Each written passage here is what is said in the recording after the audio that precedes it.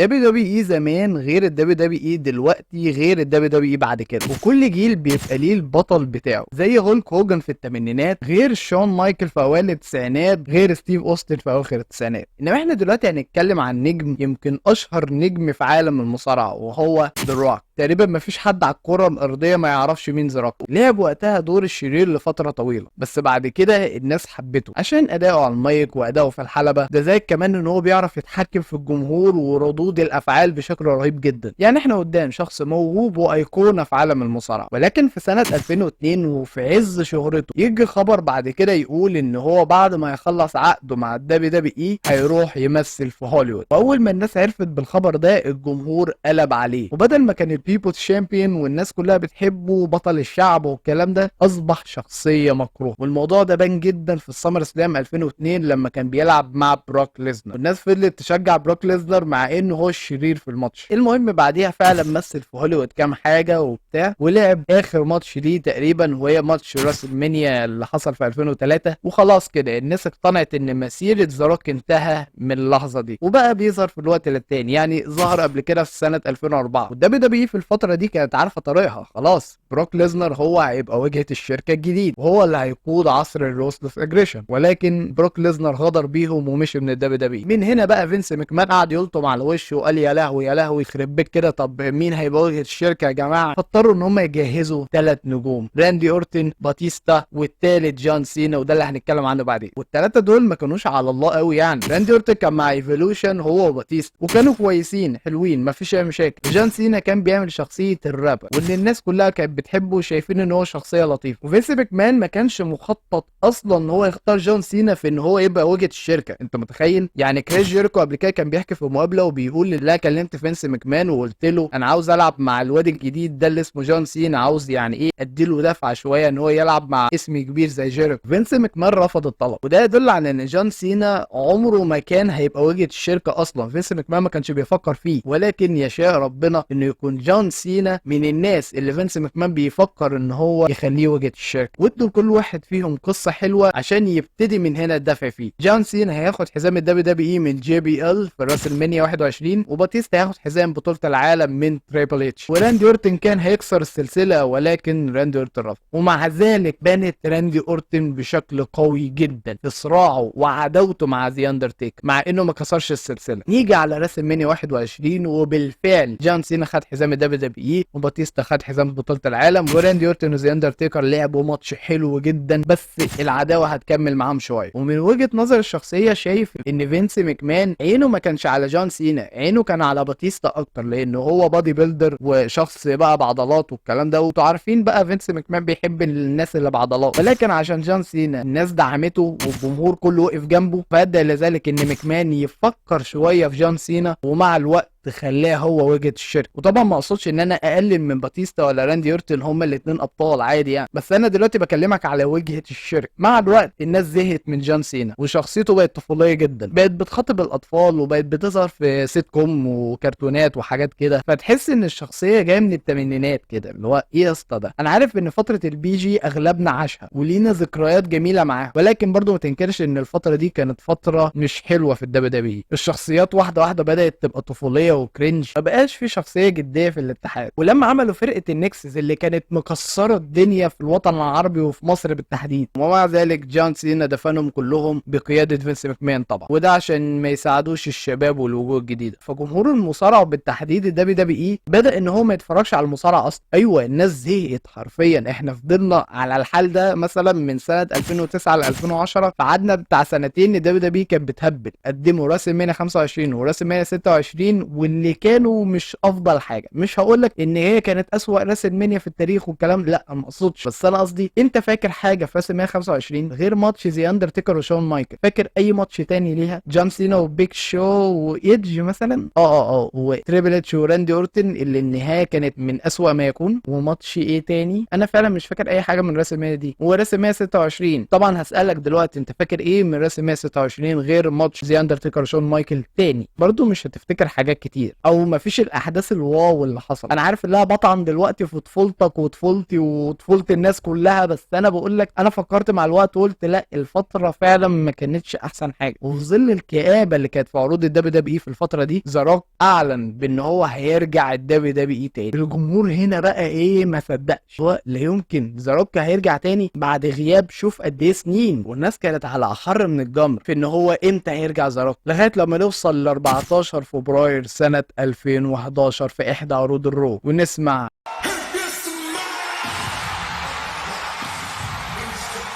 العودة. كانت أسطورية وحلوة جدا. المهم مسك الحديدة واتكلم شوية على المايك وبيقول أنا بشكركم جدا وبتاع، وبيوجه الشكر للجمهور، وطبعا بيسوق للرسم من اللي جاية كانت 27، وأعلن كمان إن هو هيكون المقدم الأول للعرض. وبس كده. إيه ده وبس كده يا رستول؟ ما قالش حاجة تاني؟ لا نسيت حاجة. وسط ما هو كان بيتكلم في البرومو ادى هيت لجون سينا وقال عليه فروتي بيبلز. طبعا لو انت مش عارف هو يقصد بيها ايه، يقصد بان جون سينا قبل كده عمل اعلان للفروتي بيبلز قبل كده، فمعنى كده ان هو بيتريق عليه بيقول له يا فروتي بيبلز. فالجمهور كله عرف هو كان يقصد مين بالكلام ده، ومن هنا الجمهور حس ان في ماتش ما بينهم هيتلعب قريب، وابتدت هنا شرارة العداوة. عشان قبل كده برضه في عرض الرو جون سينا كان بيتكلم في برومو بيرد فيه على الكلام اللي ذا روك قاله، وذا روك ساعات بيطلع في الشاشة بيتريق فيه على جون سينا. وقبل كده حصل اللي هي اللقطه المشهوره اللي هو كان بيتكلم فيها مع طفل صغير وخلاه يعيط والكلام ده، والفيديوهات بصراحه كانت حلوه وكوميديه جدا يعني. وكلام هنا على كلام هنا، وحصل حرب كلاميه بينهم هما الاثنين لفتره بتاعه البناء لراس مانيا. انت متخيل يعني جون سينا في عداوه مع ميز اساسا، وهما الاثنين هيلعبوا في المين ايفنت. المفروض تركز في العداوه دي، مش ان انت تتكلم مع ذا روك وان انت تشوف بقى ترد عليه وده يرد عليك والكلام ده. ذا روك ملوش دخل اصلا بالعداوه، فدي كانت علامه استفهام كبيره جدا. يعني ميز في الفتره دي كان ممسوح مع انه معاه لقب الدبليو دبليو اي. المهم فضلنا على الحال ده لغايه اخر لحظه قبل راس المنيا، والكلام اللي كان ما بينهم كان وجها لوجه. جون سينا كان بيتكلم بيقول ان انا سعيد جدا برجوعك للدبليو دبليو اي، وذا روك برضه كان بيرد عليه برد استهزاء. باختصار هما الاثنين بيغيروا من بعض. المهم الكلام اتشد ما بينهم وكانوا هيمسكوا في بعض، ولكن ميز واليكس رايلي هاجموا على ذا روك، وذا روك قام بالواجب معاهم، ولكن ذا روك لف لقى ان جون سينا بيعمل له الاي اي، وينتهي الحوار على الشكل ده بان ذا روك واقع على الحلبة وجون سينا بيبص له بصة ثاقبة كلها تحدي. نيجي بعد كده على يوم 3 ابريل سنة 2011 في الراس المنيا 27، ويحصل المين ايفنت ما بين جون سينا وذا ميز. فعلا الماتش كان ما بينهم بطيء عشان هما الاثنين يقعوا على الارض والحكم يعد لغاية الاخر ويخلص بالعد المزدوج، ولكن نتفاجئ كلنا بان ذا روك طلع عشان يقول ان الماتش ده لازم يتعاد تاني. وفعلا الماتش اتعاد لغاية لما ذا ميز كان هيهجم على جون سينا، فجون سينا كان بيدافع عن نفسه لف وراه اتفاجئ براك بطل. وبعد كده ميز استغل الفرصه وعدى على جون سينا 1 2 3 واحتفظ باللقب.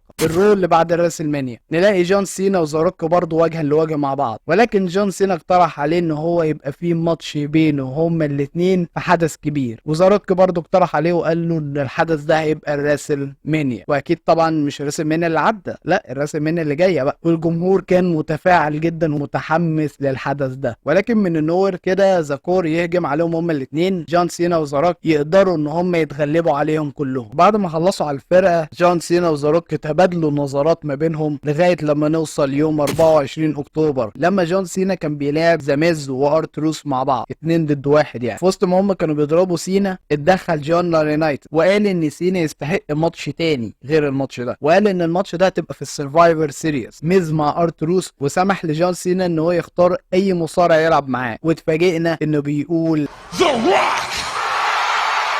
ايوه العدو الاول ليه. وبعد فتره وبعد حيث وميس ذا روك وافق على العرض ده. وقبل السرفايفر سيريس باسبوعين جون سينا كان مقدم برومو بيقول ان انا اخترت ذا روك مش عشان احنا اصحاب ولا حاجه، بس هو عشان عنده خبره وتفوق على ميز كذا مره. ومن بعدها ذا روك دخل على سينا وحصل حرب كلاميه ما بينهم لغايه لما ميز اتدخل وكان هيهجم على جون سينا، ولكن ذا روك لحقوا براك باتم. والناس هنا شكت يا ترى ذا روك وجون سينا هيقدروا ان هم يكسبوا على ميز وارتروس ولا لا، ولا هل العداوه ما بينهم مثلا هيبوظ الماتش او حاجه. يعني كان في حماس للماتش السرفايفر سيريس اللي جاي. المهم الماتش يبدا ودخول ذا روك لاول مره في ماتش حقيقي من 7 سنين، والماتش كانت عباره عن عناد هما الاثنين مع بعض، هما الاثنين ما كانوش متوافقين مع بعض، وميز وارتروس استغلوا الموضوع ده كذا مره لغايه لما سينا سلم على الروك والروك دخل دمر الدنيا، وذا روك ثبت ميز وبكده كسبوا في الماتش. بس ذا روك ما سكتش، راح مسك جون سينا وعمل روك باتم عليه عشان العداوه تزداد ما بينهم اكتر وقت. العداوه تتوقف بينهم شويه لغايه لما نوصل بعد الاليمينيشن تشامبر 2012. باختصار جون سينا مسك المايك وبعبع قال كل اللي جواه، قال ان ذا روك خلاص ما بقاش البيبلز شامبيون زي ما انتم متخيلين، وان هو ما رجعش عشان سواد عيون الجمهور، ده هو بس رجع عشان بيفكر في نفسه وبس. وقال كمان اثناء ما كان ذا روك بيمثل في هوليوود وعيشته كانت مرتاحه، انا كنت هنا في الدبليو دبليو اي وكنت بكافح. واختتم الكلام بانه قال انا هلعب الماتش ده مش عشان انا، ولكن عشان اي مصارع جديد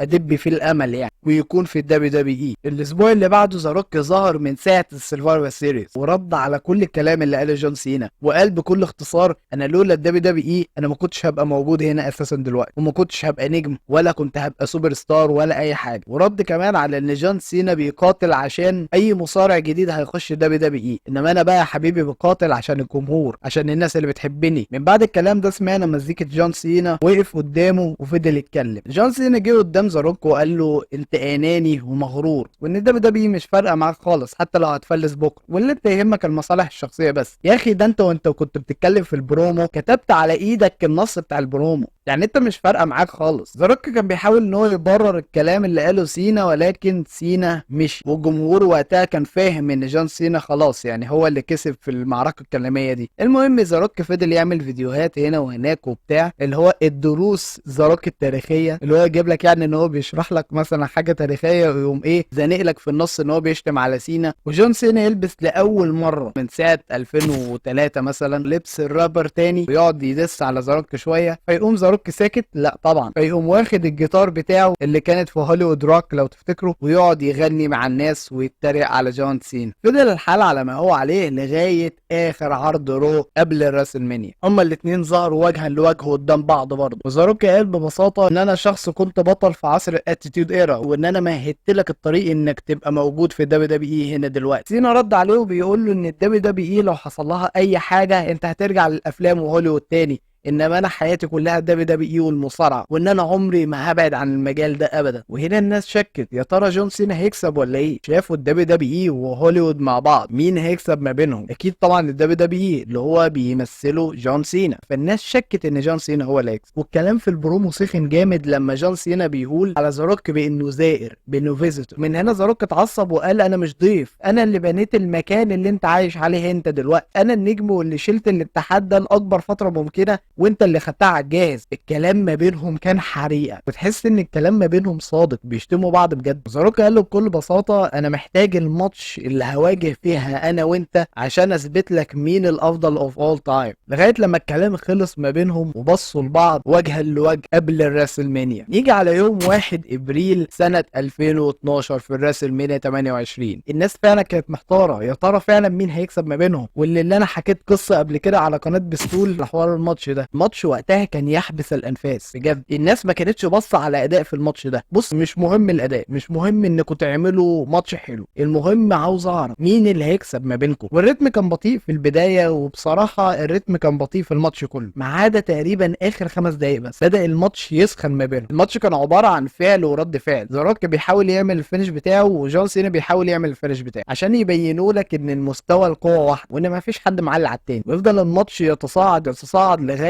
لما نوصل للحركه الاخرانيه بيعد عليه 1 2 3 ذا روك يكسب بالماتش. والناس ما كانتش مصدقه، والناس كانت فرحانه بشكل غير طبيعي. جون سينا قاعد بره وباصص على ذا روك بكل انكسار والم، وحس بالهزيمه وان هو خذل كل الناس اللي بتحبه. وبينت الماتش ده ان هو مش سوبر سينا ولا حاجه، وان ذا روك اللي جاي من هوليوود نجح في المهمه بتاعته وكسب على اكبر نجم في الشركه. ومعلومه صغيره كده على جنب، العرض ده هو اكبر عرض راسلمانيا جاب فيه فلوس، كان ناجح بشكل غير طبيعي، من اكتر العداوات اللي انا شفتها حقيقيه من جوه وبره الحلبه. ومن هنا الناس شافت ان ده ماتش مش هيتعاد تاني، وان ده اخر ماتش هيلعبوه هما الاثنين مع بعض، لان الدبليو دبليو اي سوقت للماتش ده بانه مره واحده في العمر. واحد من الجيل الجديد ممكن يقول لي ازاي يا رستول مره واحده في العمر؟ دول لعبوا مع بعض في الراسلمانيا 29، انت هتستعبطنا ولا ايه؟ ما هنا بقى تعالى واقول لك على اقذر لعبه عملتها الدبليو دبليو اي، وهو ان مفهمه الجمهور كله ان ده اخر ماتش هيلعبوه يلعبوا هما الاتنين، وان هما مش هيلعبوا مع بعض تاني خلاص. لغايه لما جينا على 2013 وجون سينا كان بيلمح بانه خسر من زاروك وان هو عاوز يلاعب زاروك تاني، والناس كانت مستبعده ان هما يلعبوا مع بعض تاني لان خلاص انتوا لعبتوا مع بعض في 2012 وان دي خلاص دي اخر ماتش ما بينكم. وزاروك وقتها كان مشغول في ان هو ياخد الحزام الدبليو دبليو اي من سي ام بانك، وبالفعل قدر ان هو ياخده في الرويال رامبل 2013. بعد 434 يوم قدر سي ام بانك ان هو يحتفظ بالحزام، ولكن زاروك كسر السلسله دي من بعدها. وفينس ماكمان يفاجئ الجميع بانه اتحددت ماتش ما بينهم في راسل مانيا 29 للمره الثانيه على التوالي. من هنا الناس بصراحه حست ان هم اتنصب عليهم، الناس سفلت في المين ايفنت وما كانوش عاجبهم الوضع خالص، لان هم تحسوا ان هم اتنصب عليهم. يا جماعه انت كنت بتقول لي حاجه فجاه لقيت حاجه. والمفاجاه الاكبر بان زاروك يوم ما سالوه قال ان انا كنت عارف، ايوه ان انا مضيت العقد على ان انا هلعب مع جون سينا مرتين مش مره واحده في الراسل مانيا. انت متخيل يعني زاروك وجون سينا والناس اللي شغالين في الدبليو دبليو كانوا عارفين بالخدعه دي، بس كان محدش متكلم، محدش قايل اي حاجه عشان يكتموا على الموضوع. وفينس ماكمان يخلي الارباح ربحتين والبحر يحب الزياده برضه. ولكن بصراحه في رايي ماتش جون سينا وزاروك اللي اتعمل في راسل مانيا 29 كان احلى اداء من راسل مانيا 28، لان راسل مانيا 28 كان الماتش بطيء جدا يا جماعه، لو انت اتفرجت هتلاقي ان انت قاعد حرفيا حاسس بالملل. انما راسل مانيا 29 لا، كان في اداء وحركه، وزاروك برضو ما كانش تقيل قوي في الحلبات المصارعه. يعني في الماتش اللي فات كان تقيل بقاله فتره ما لعبش مصارعه